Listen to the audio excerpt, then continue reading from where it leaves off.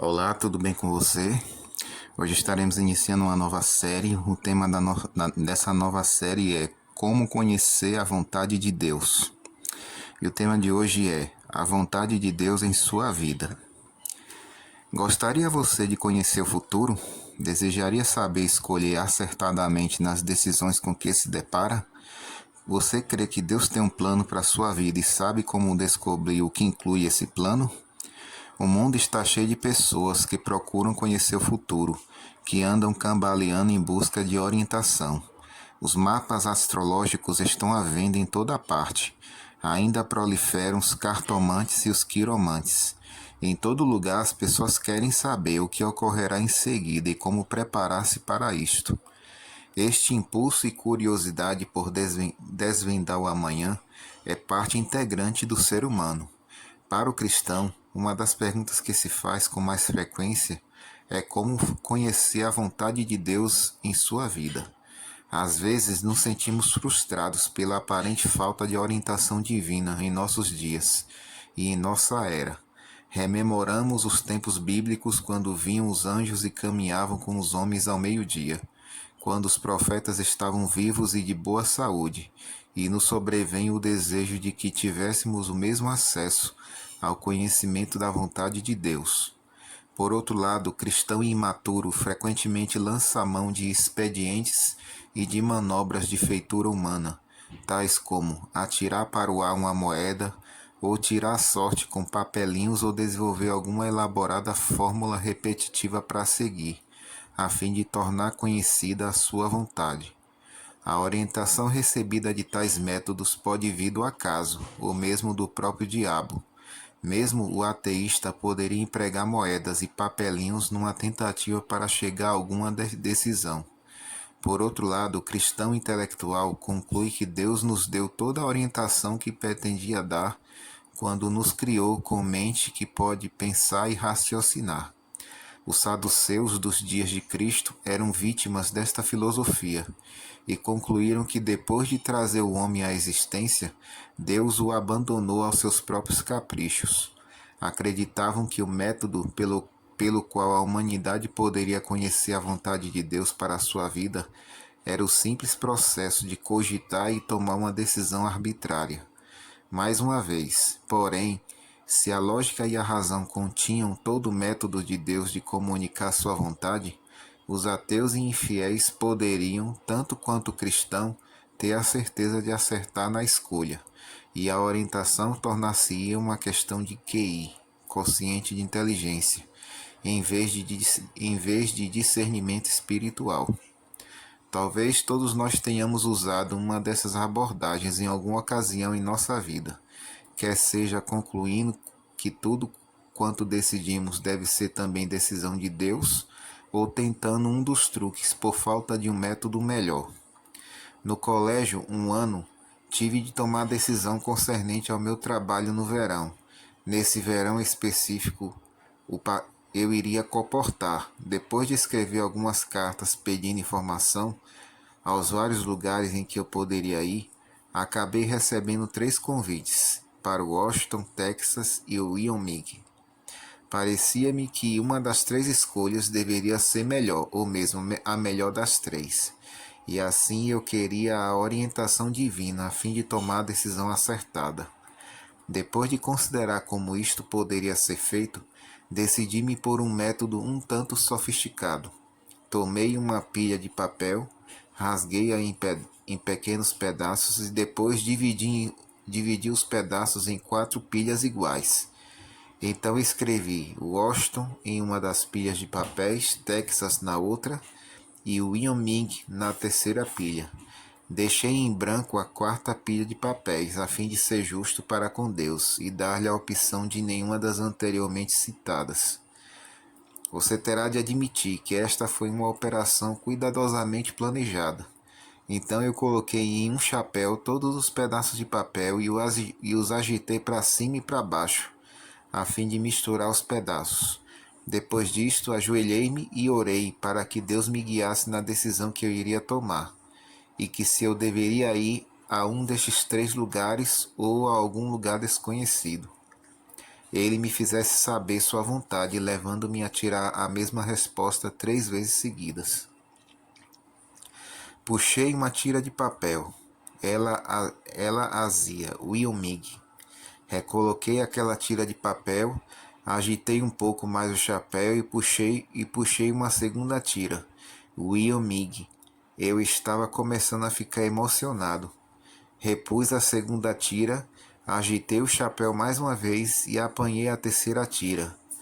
Wilmig. 3 vezes em sequência.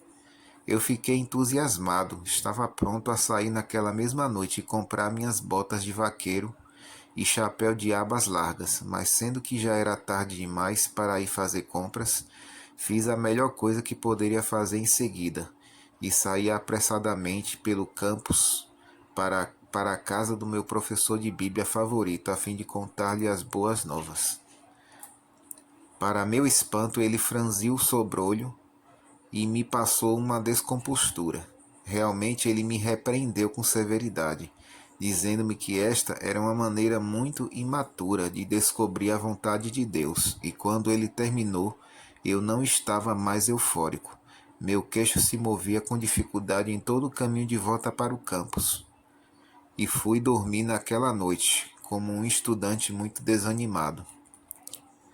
Mas eu ainda tive de tomar a decisão. Durante o dia seguinte, comecei a refletir sobre Gideão. Ora, há um exemplo bíblico para você, o bom e velho Gideão. Ele pediu a Deus um sinal, não uma vez, mas duas. E Deus honrou sua petição, fazendo com que o velo da lã ficasse primeiro molhado e depois seco. Quanto mais eu pensava acerca de Gideão, mais me convencia de que meu professor de Bíblia, afinal, não sabia tudo. De sorte que, naquela noite, eu me lembrei do Deus de Gideão e lancei mão do meu chapéu pela segunda vez. Agitei-o completamente e mais uma vez puxei 3 tiras de papel. Wilmig, Wilmig e Wilmig, 3 vezes consecutivas também na segunda noite. Agora eu fiquei outra vez emocionado. Saí correndo através do campus, mas não para a casa do mesmo professor de Bíblia. Ele obviamente não tinha apreciado o milagre que estava ocorrendo, de sorte que decidi tentar algo mais. Desta vez escolhi outro professor de Bíblia e contei-lhe sobre o que havia acontecido, 2 noites em seguida. Ele não foi mais encorajador do que fora o primeiro professor. Também reprovou-me por meus métodos imaturos e sugeriu que não havia nenhuma garantia que Deus preferisse comunicar-se por intermédio do sistema que eu tinha montado. Assim lancei fora os pedaços de papel e naquele verão acabei indo para Nebraska. Eu indagava frequentemente o que teria acontecido se eu tivesse ido para Wyoming. Eu realmente não estou disposto a descartar inteiramente esta experiência.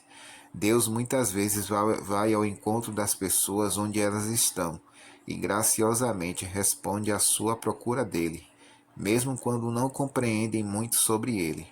Mas talvez a maior lição que recebi do Senhor nessa experiência foi uma melhor compreensão de como procurar sua orientação de acordo com o que revela a sua palavra, como os melhores métodos para buscá-lo.